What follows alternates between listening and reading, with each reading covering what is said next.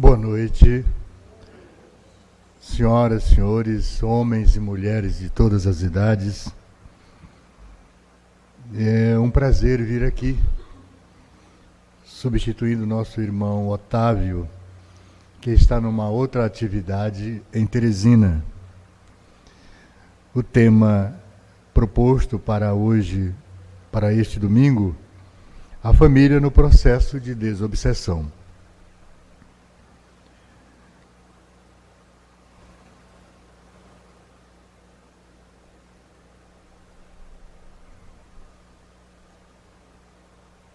Para que possamos compreender, na questão de números 459 do Livro dos Espíritos, a pergunta de Kardec aos espíritos foi: influem os espíritos em nossos pensamentos e em nossos atos? Muito mais do que imaginais, influem a tal ponto que de ordinário são eles que vos dirigem. Na questão 466, por que permite Deus que os espíritos nos excitem ao mal? A resposta a Kardec foi dada pelos espíritos da seguinte forma. O texto. Os espíritos imperfeitos são instrumentos próprios a pôr em prova a fé, a constância dos homens na prática do bem. Como espírito que és, tens que progredir na ciência do infinito. Daí o passares pelas provas do mal para chegares ao bem. A nossa missão consiste em te colocarmos no bom caminho, desde que sobre ti atuam influências más, é que as atrais, desejando o mal, porquanto os espíritos inferiores correm a te auxiliar no mal, logo que desejas praticá-lo. Só quando queiras o mal, podem eles ajudar-te para a prática do mal. Se fores propenso ao assassínio, terás em torno de ti uma nuvem de espíritos a te alimentarem no íntimo esse pendor. Mas outros também te cercarão, esforçando-se por te influenciarem para o bem, o que estabelece o equilíbrio da balança e te deixa senhor dos teus atos. É assim que Deus confia à nossa consciência a escolha do caminho que devamos seguir e a liberdade de ceder a uma ou outra das influências contrárias que exercem sobre nós. Portanto, se eles se comunicam, se nós estamos vivenciando a experiência no corpo físico, e do outro lado da vida nós temos a presença daqueles que estão sem o corpo físico. E analisando a quantidade que é muito maior do que os encarnados. Então, se existe o mal entre nós encarnados, que somos cerca de 7 bilhões e meio de criaturas, imagine o mal do outro lado, onde estão cerca de 4/5, são mais de 35 bilhões, só 7,5 está aqui. Então, o mal do outro lado existe muito mais do que aqui. Como o bem também, os espíritos bons, os espíritos saudáveis, aqueles que seguem os conselhos do Pai e trilham o caminho traçado por Jesus, também é muito grande. Cabe a cada um de nós observar essa caminhada, aquilo que é bom.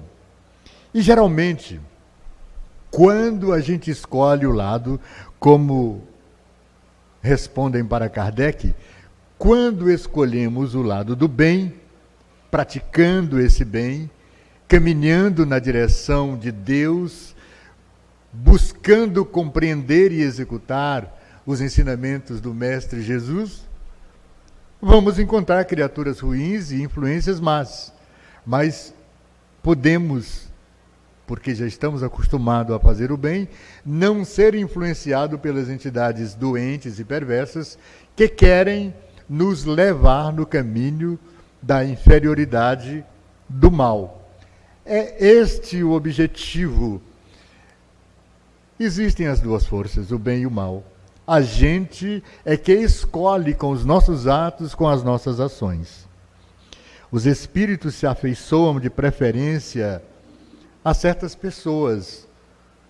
Se eles têm tendências malévolas, doentias, se eles querem nos intuir, se eles querem nos levar ao mal, se nós já temos a esta iniciação interior de estar sempre ligado às coisas erradas, malévolas, doentias, perversas, se aproximarão de nós os espíritos doentes. Mas se a gente presta atenção no sentido do amor ensinado pelos pais, na correção, no trabalho de reafirmação de sentimentos superiores, não precisamos temer, porque eles não nos atentarão. A nossa frequência de vibração é completamente diferente, porque nós trabalhamos o sentimento do amor, do bem, promovendo a paz, auxiliando os sofredores, como nós fazemos aqui na Casa Espírita. Mas todas as criaturas, todos os homens sobre a Terra, todos, inclusive os bons, na maioria das vezes temos os nossos obsessores. Por quê? Porque nós estamos vindo de um passado muito distante.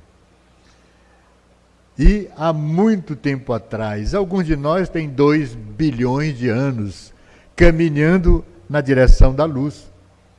E é esse o processo que pode ser infectado a determinada hora.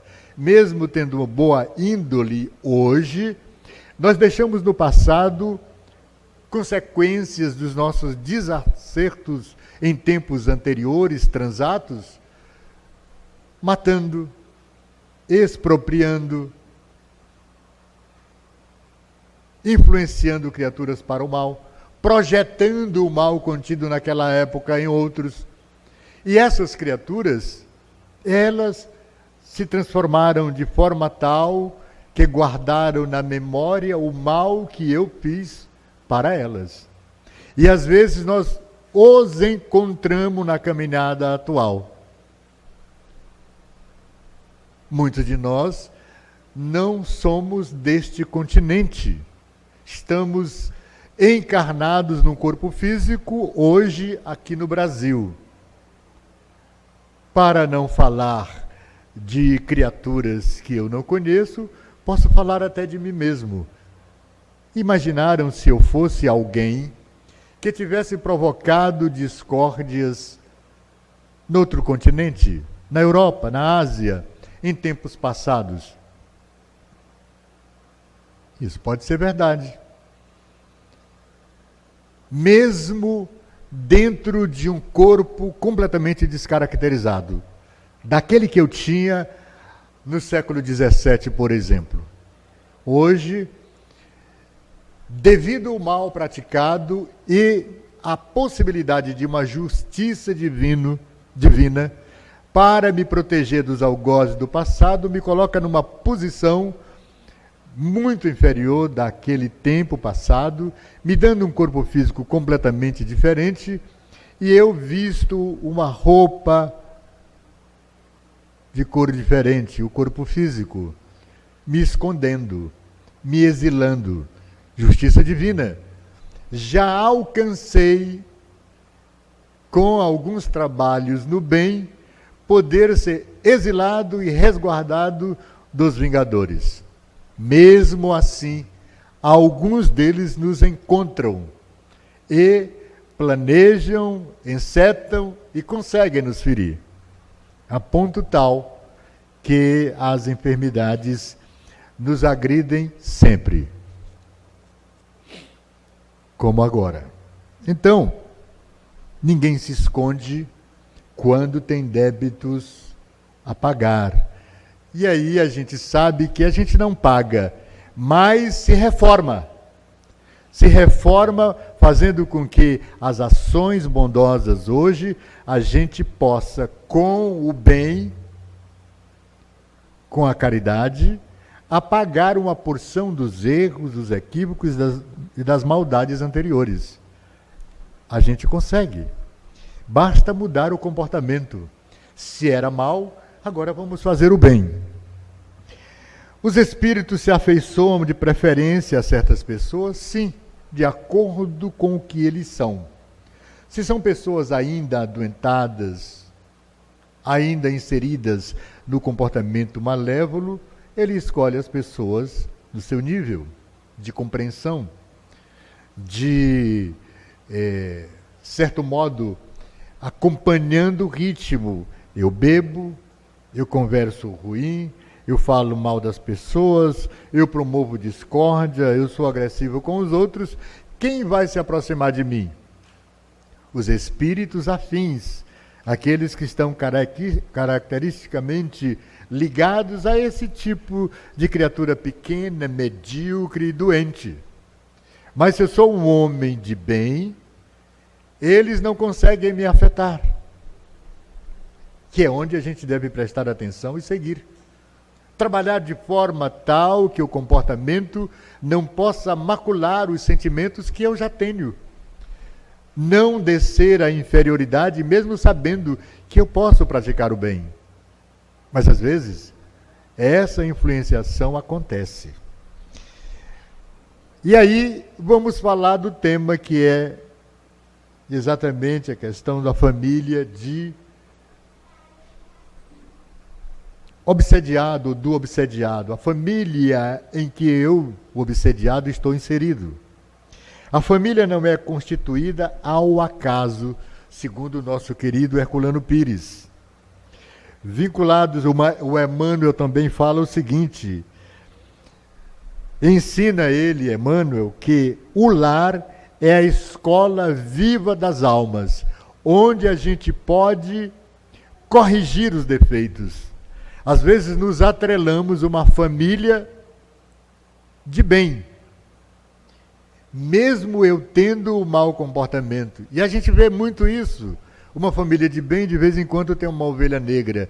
Às vezes não é só porque ele faz parte daquela família, mas foi cooptado para seguir o bem, para ser trabalhado sobre a égide do bem. E as famílias sempre fazem isso. A gente sempre observa que aqui e acolá a gente encontra em famílias bem organizadas alguém que não consegue caminhar no mesmo nível, se atrasa um pouco, planejando sempre a discórdia, o mal, o desinteresse por isso ou por aquilo, principalmente com relação à educação, com relação ao trabalho, mas muito facilmente se liga à bebida, ao álcool, não é? À droga, desarmonizando, desorganizando aquela família que precisa ter pulso e buscando recursos para que ajude a fazer com que o comportamento dessa criatura retorne ao caminho do bem. Então, espíritos vinculados a espíritos no agrupamento familiar, pelas necessidades da evolução em reajustamentos recíprocos, porque quando vem um desses doentes, nos ajuda a crescer, provoca a gente a aprender a amar mais, mesmo ele sendo alguém que discorde da forma da família caminhar. Ele desorganiza um pouco, mas na maioria das vezes as famílias contornam e fazem com que ele acompanhe o processo de crescimento moral, tal qual a família já empreende ao longo dos tempos. No entanto, são muitos os lares que são completamente destruídos por uma única pessoa que muda os sentimentos, os pensamentos e começam a trabalhar o mal de forma tal que desorganiza, desfaz o clã familiar. Porque se a mãe o protege, o pai já não consegue mais. E às vezes você fica com ele, eu vou embora. Ou vice-versa. tudo pode acontecer na desarmonia do espírito que não quer caminhar na direção do bem, não quer se harmonizar para trabalhar o Evangelho do Cristo, para se profissionalizar, para crescer moralmente, fazendo com que esta família, que o respalda, possa, no compromisso assumido, vencer todas as barreiras e empecilhos que aquele espírito traz. Então, grilhões, partidos, caso não hajam sido os responsáveis pelo insucesso do passado, agora convocados na cooperação e no ajustamento das contas, essa família faz o possível para recuperar-nos, para recuperar a pessoa que está equivocada nessa caminhada atual. Por isso, torna-se imprescindível, nos processos de desobsessão, seja a família do paciente alertado para as responsabilidades que dizem respeito, de modo a transferir ao enfermo, ao doente, ao obsediado, toda a culpa, ou dele não se desejar libertar, como se a sabedoria celeste, ao convocar o calceta a refazimento, estivesse laborando em erro, produzindo sofrimentos naqueles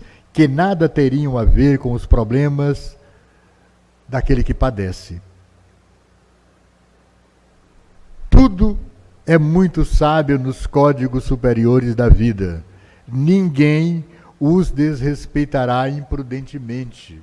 Quer dizer o quê? Que determinada hora a lei divina é perfeita para todas as pessoas, inclusive com esses errantes, com aqueles que estão acostumados a desviar do caminho do bem. Se ele pratica o mal, ele termina vinculando ao mal novamente, ele não vai conseguir nessa encarnação se reabilitar, apesar de todo o tratado da justiça divina protegê-lo, dar a ele essa condição. Na maioria das vezes, essas criaturas estão não só dirigindo-se pelas suas dificuldades pessoais, mas ele contamina uma família toda. Por quê? Porque ele traz consigo o mal, mesmo sendo no seio de uma família boa, e arrebanha para dentro dessa família um conteúdo gigantesco de espíritos também doentes, infernizando todo aquele clã, infectando-o com o mal. E aí gera um processo infeccioso de obsessão dentro daquela casa, dentro daquela família. E aí é que necessita de um tratamento especial, que é a profilaxia, de se buscar consertar não só o equívoco dele, mas a família buscar um lugar, um local. O médico, o psiquiatra, o psicólogo, a doutrina espírita, uma igreja, alguém que possa intervir e dar, de acordo com a necessidade daquela criatura, algo que possa ser maior do que a desarmonia que ele tem, ou seja, trazê-lo para o seio da fé, de uma doutrina que dê a ele a possibilidade de voltar aos trilhos, de recomeçar a compreender que ele está equivocado.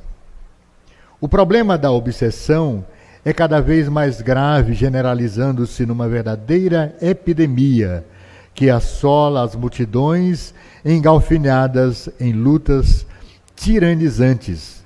Amores e ódios, infinidades e antipatias não desfazem sob o passe de mágica da desencarnação.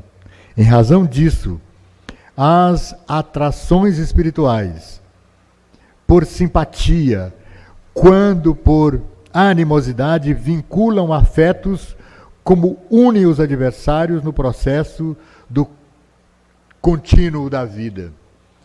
É preciso que a gente compreenda que este Deus de bondade infinita, que este Cristo que se imola para nos mostrar um caminho diferente do que a humanidade fazia antes dele chegar até aqui, são os mesmos postulados daquela época que se renovam em nós através do Consolador prometido, e a doutrina espírita, nesse instante, tem a possibilidade de compreender a razão.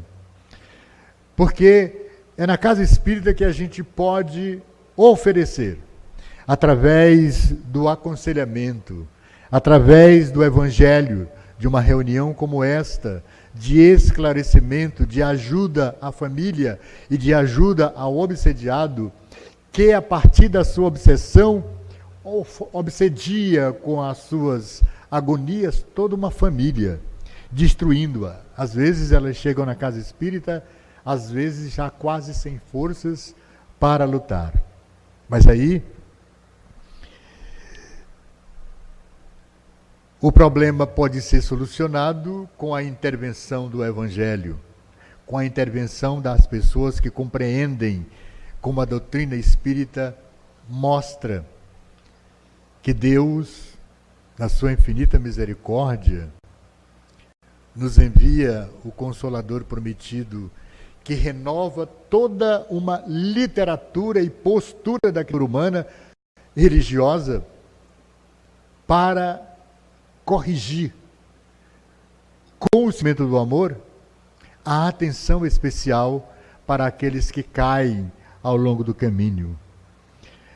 Não somente, por exemplo, o ódio, a vingança, responde pela alienação da obsessão. Fatores outros do passado e do presente espiritual de cada um tornam-se a gênese vigorosa deste rude e necessário mecanismo de depuração dos que delinquem.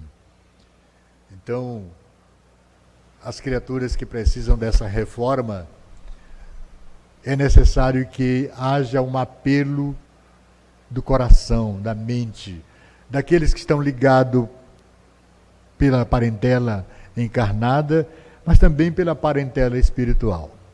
Por que a parentela espiritual?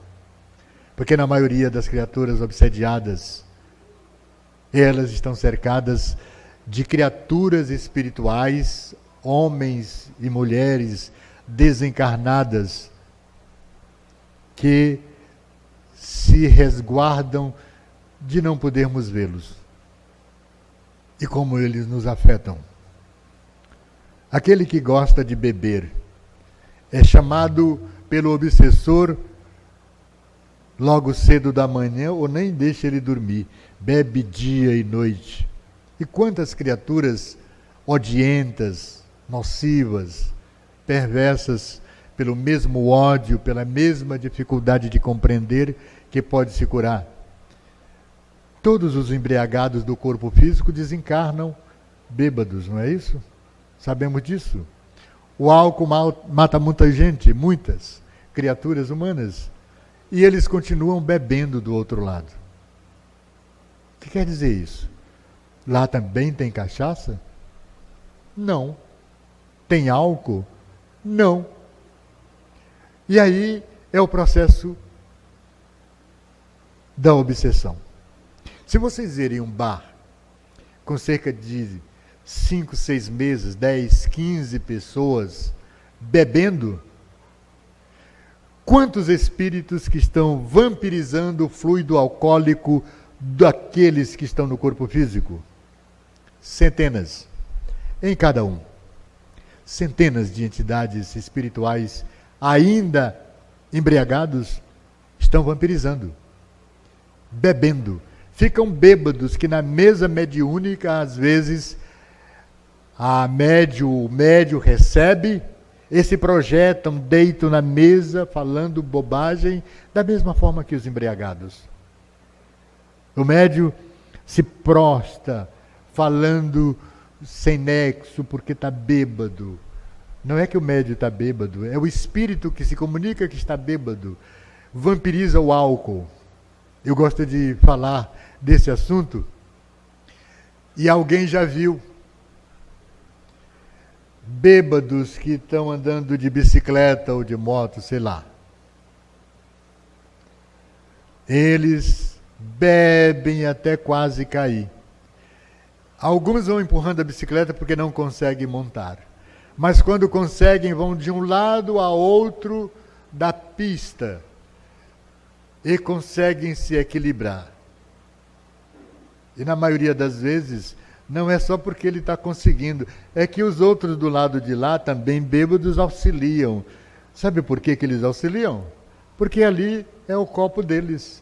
É através daquela pessoa bêbada que é o copo deles beberem do outro lado. Eles protegem, fazem ele dormir num lugar. Ele, quando acorda, passou o álcool, eles agora acordam, vai beber de novo. Nós queremos um trago. Não é diferente com a droga. Não é diferente.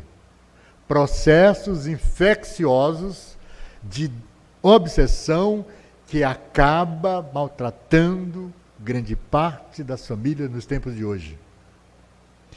Não fora a caridade da mediunidade dos irmãos que trabalham numa casa espírita, em todas elas tem, quase todas elas, tem uma mesa de desobsessão, tem trabalhadores na desobsessão, tem atendimento fraterno, eles são trazidos para que a gente possa ajudá-los. Mas nem sempre temos resultado. Porque já enfraquecido pela bebida, já enfraquecido pelo uso do álcool, é muito difícil. Precisa alguém que está envolvido com o álcool, principalmente com a droga, fazer um esforço gigantesco, hercúleo, para sair dessa doença. E aí a gente não inclui só bêbado e drogado. São as pessoas extremamente ignorantes dentro de casa, que pelo ódio ou rancor da situação, do trabalho, da quantidade de filhos, da mulher, que às vezes também é problema, ou do marido, que também é problema, nos envolvemos com a bebida, com o álcool, com a desorganização, o desequilíbrio através das palavras, a desarmonia no casamento. Tudo influencia. As famílias são desassossegadas com a quantidade imensa de obsessores que estão trabalhando diuturnamente como vingadores de um passado que nós tivemos com eles. Mas não só isso, porque às vezes, na brincadeira do dia a dia, ou na festa na nossa casa moderna, recebemos visita, e nós temos filhos ainda pequenos, 3, 4, 5, 10, 15 anos, e nas festinhas, de vez em quando, o delinquente do pai oferece uma cerveja, um copo de vinho. Experimenta, meu filho, é bom, é gostoso. Nem precisa oferecer.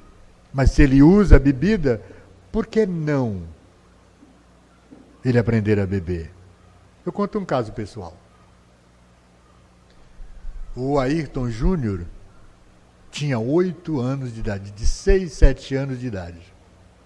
E eu gostava muito de colecionar garrafas de cachaça. Também bebia um pouco, não é? E ele via. Um belo dia, eu chego do serviço em Teresina. Quando eu vou entrando, ele está numa mesa redonda, que é costume meu ter mesa redonda, para que eu não seja alguém que possa mandar e sentar na cabeceira. Eu igualo todo mundo numa mesa redonda, ainda hoje é assim. Ninguém é diferente do outro, nem eu e nem a mulher. E meus filhos também. E eu encontrei o Júnior com um monte de livros, caderno e aquele copinho tipo americano. Com... Que é isso, meu filho? Cachaça. Cachaça. E para quê? Estou bebendo. Você está bebendo? Sim. Eu gosto de estudar bebendo. Eu não sabia, lógico, não é? Eu digo, mas você não pode beber, você é criança. E faz mal? Mas o senhor bebe. O que eu vou dizer? conversamos bastante, mas encerrei a adega. Eram poucas garrafas, eram presentes inclusive. Encerramos a adega e fechamos a adega. Acabou, não tem mais cachaça. Conversamos bastante, o Júnior parou com isso. Eu também. Porque aos 13 anos o Júnior desencarnou, mas eu não bebia cachaça, bebi uma cervejinha, e com 15 dias que ele tinha ido embora, em 90, nunca mais eu bebi. Porque, segundo a informação do Júnior, 6 anos depois que tinha desencarnado, veio se despedir dizendo que tinha uma outra tarefa e que não mais iria voltar para conversar comigo. E aí falamos de coisas boas. Papai, eu estou trabalhando. E parabenizando você por estar trabalhando na casa espírita, que era a sua destinação. E como você nunca compreendeu, eu vim para ficar 8 anos e tive que ficar até os 13 e sair fazendo aquele espetáculo todo. Ele e o Cláudio no mesmo dia. Muitos de nós estão aqui não pelo sentimento de amor ao Cristo e à doutrina, mas principalmente para curar as dores. E as famílias estão infectadas de dores exatamente porque nós mesmos, os donos da casa, os donos, os pais de família, encabeçamos, desencaminhamos os nossos filhos. Não damos a atenção devida. É preciso que fatos como eu contei aqui nos mostre caminhos novos a seguir, consertando-nos para tentar consertar não só os filhos, mas pelo exemplo a própria sociedade. Fatores outros do passado e do presente espiritual de cada um tornam-se a gênese vigorosa deste rude e necessário mecanismo de depuração dos que nos destroçam as vidas. Amores selvagens, aos quais prevalecem os instintos primitivos, interesses subalternos que atribuem direitos de dominação e posse, invejas perniciosas, acionando os mecanismos de destruição, mórbidos ciúmes, que rastreiam aqueles que lhes padecem as injunções, avarezas da sordidez, que permitem a insânia de prosseguir arremetendo contra quem lhes ameace a mesquinhez, orgulhos desvairados e suspeitas felinas, inconciliábulos da loucura ou de loucura. Toda uma vasta gama de motivos injustificáveis certamente jazem responsáveis pelas ultrizes, perturbações que atormentam, desagregam, anulam ou levam ao suicídio muito maior número de incautos do que podemos supor. Essa é uma observação do nosso querido Manuel Filomeno de Miranda, falando sobre a questão da desobsessão, no livro Obsessão e Desobsessão. Portanto, acontece em larga escala. A ocorrência de casos de crianças obsediadas é muito mais frequente do que imaginamos. Adultos ou crianças, todos somos espíritos com uma história pregressa que vem de muito longe. E precisamos, por isso, ter o cuidado de, pelo exemplo, trabalhar o mais profundo sentido do amor, para não colocar os nossos filhos, os nossos entes queridos no caminho do mal. A agressividade no lar, principalmente provocada pelo próprio álcool. Infere-se, pois, que espírito que retornam ao cenário terrestre trazem graves comprometimentos perante as leis divinas, podem apresentar, desde tenra idade, reações psicológicas, orgânicas e de conduta que não se enquadram nos cânones da medicina atual, dando abertura para outras possibilidades.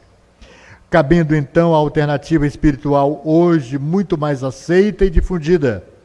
Na verdade, tais crianças apresentam quadros de processos obsessivos, havendo a presença de um ou mais espíritos perseguidores na criança, mas também nos pais, nos irmãos.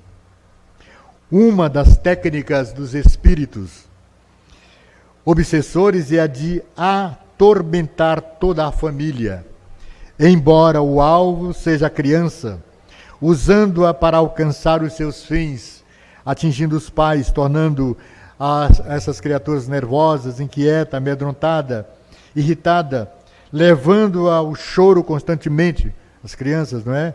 Ou instigando-a para que faça toda espécie de estripulias, sabendo que isso desequilibra igualmente a família.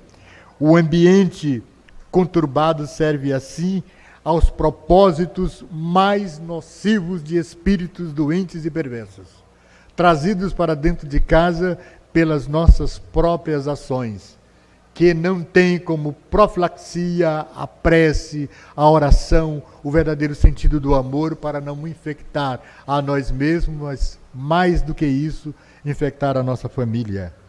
É preciso deixar bem claro que quando o espírito malfazejo se aproxima de um membro de determinada família e aí encontra campo propício para o seu assédio, entorna o caldo de todos. Isto não ocorre por acaso, mas sim por atração vibratória que imanta aquele do qual deseja vingar-se, do espírito que se aproxima e aproveita de todas as vicissitudes e janelas, portas que deixamos aberto no nosso comportamento diuturno para que as agressões sejam cada vez mais efetivas na desarmonização do meio da família, do centro que é o cadinho responsável para nos conduzir e aos nossos filhos no melhor caminho, no caminho do bem, assistidos pelo Evangelho de Jesus. É preciso deixar bem claro que quando um espírito malfazejo se aproxima de um membro de determinada família e aí encontra um campo propício para o seu assédio, isto não ocorre por acaso, para repetir, mas sim por atração vibratória que imanta aquele do qual deseja vingar-se. É o inimigo do passado, nosso. É imprescindível ter em mente que o algoz de hoje foi vítima de ontem, quando a justiça divina não falha, não comete erros, a cada um segundo as suas obras. Assim nos falou o próprio Mestre, para que tivéssemos o cuidado de buscar pelo conhecimento de uma doutrina como a de Jesus, que fala da imortalidade da alma e que, estando no corpo físico agora, a possibilidade de eu ter deixado centenas de milhares de criaturas que podem me alvejar com o ódio que os fiz passar no passado, que eu o assediei com a força do poder, às vezes, eles voltam. E para me subjugar, começam pelos menores. Mas grande parte dos endereçados são mesmo pais e mães. Porque a gente observa que a família é obsediada de várias formas. Tem essa que vem pelos filhos para nos atingir, porque às vezes a gente está de um certo ponto imantado, está um pouco mais seguro, está um pouco menos vulnerável. Então eles não conseguem, mas aí eles se utilizam dos pequenos, dos filhos, dos parentes mais próximos daqueles que amamos. Então é necessário que essa profilaxia seja feita pela prece eficiente, A prece é em tudo um poderoso auxílio, mas crede que não basta que alguém murmure algumas palavras para que se obtenha o que deseja. Deus assiste os que obram, não os que se limitam a pedir. É, pois, indispensável que o obsediado faça, por sua parte, o que se torne necessário para destruir em si mesmo a causa da atração dos maus espíritos. O Evangelho no lar é algo magnífico. Eu acho que grande parte dos espíritas, não sei todos, porque tem sempre alguém que falha, mas nós aconselhamos que o Evangelho no lar, abrir no momento adequado, num dia marcado, para você ler o Evangelho, tentar explicar para a família, e não deixe por menos. Se existe criança em casa, principalmente aqueles que não querem participar, e segundo alguns dessa bobagem que eles não gostam, é bom exercer bem aí o mando de pai e de mãe, trazê-lo desde pequeno. Se vocês observam na casa espírita, aqui nós temos evangelizadores que estão trabalhando com crianças de colo, para acostumá-lo a trabalhar o sentido do amor pelo Cristo e por Deus, aqui dentro conosco. Não só os trabalhadores, todas as pessoas que vêm aqui podem trazer os seus filhos, estão aí alguns correndo ainda, mas eles vão parar um pouquinho, não é, Nayana? Eles param um pouquinho, estão lá brincando, porque agora é hora de brincar. A gente sabe disso, mas nós é que não podemos brincar. Nós, os pais, não podemos brincar. Então, por outro lado, é imprescindível enfatizar uma necessidade da transformação moral do chefe da família, da mãe, do pai, para que seja exemplo. Às vezes o discurso não vale muito. Vocês falaram do que eu contei, eu bebia, o meu filho também bebia. Quando eu parei, pronto, ele também parou. Joguei tudo fora, acabou. O exemplo é não beber mais. Não precisamos da bebida. A felicidade do espírito que mora em nós é fazer o bem. Sentir que o outro está se sentindo bem a partir do abraço, do passe fraterno, da conversa fraterna. Nos sentimos muito felizes quando vemos chegar alguém, eu quero um abraço, eu quero um passe, eu quero que você faça um evangelho na minha casa, eu quero conversar com o Senhor. Precisamos ter essa disponibilidade, não recusar daquilo que a gente sabe, repassar o conteúdo do sentimento do amor que habita em nós. Não acredito que alguém seja tão seco que não tenha uma palavra de conforto para alguém que chega pedindo por amor a Deus, ao Cristo. A família e os amigos do obsediado poderão colaborar, por exemplo, da seguinte forma: cercar o enfermo com manifestações de carinho, atenção e amor, acompanhá-lo durante o atendimento espírita e, se for o caso, durante o tratamento médico ou psicológico, envolvê-lo em vibrações harmônicas da prece, fazer um culto do Evangelho no lar, favorecendo a participação do enfermo, dos doentes. É a família que recupera as criaturas que demos o colo, o nascimento, o nome, para que elas traduzam o sentimento do amor dos pais, pelo exemplo que esses pais passam a dar, para encaminhá-los na vida. Nós estamos atravessando em nosso planeta um momento extremamente difícil, que é de ascender a um planeta regenerado, sair de um planeta de provas e expiações. Os dias são chegados, mas precisamos saber que não é a partir do primeiro dia, que é hoje, que é agora, Mas esse tempo já começou. Mas para exemplificar a todos nós que começou um tempo para um planeta regenerado, estamos trabalhando já dentro desse tempo. E como a gente sabe que 00:01 é um novo dia. Mas preste atenção que esse novo dia ainda é madrugada. Nós estamos, portanto, na madrugada do planeta de provas e expiações, saindo para essa regeneração. Já demos o passo inicial. A noite já é num tempo diferente, mas o dia ainda não amanheceu.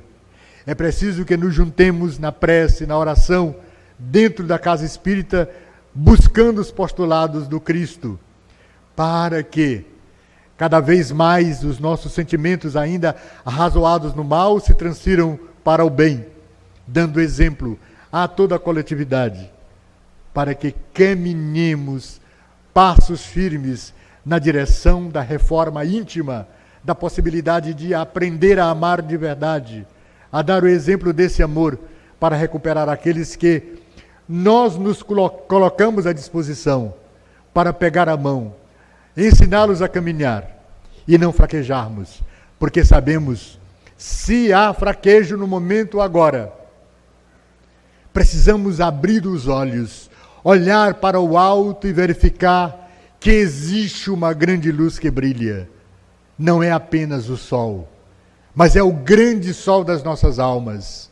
É o grande homem, filho de Deus, que se imola, mostrando a capacidade de sentir a dor, de ultrapassar todas as misérias que ainda somos portador, como algoz, como alguém que ainda produz o mal, mas que já temos a esperança em Jesus, de que o dia raiará, e ele não vai acontecer sem que cada um de nós comece a fazer a obra que ele pediu. Faça brilhar a sua luz, a vossa luz, para que o planeta Terra seja um planeta de luz. Iluminemo-nos agora. Que assim seja.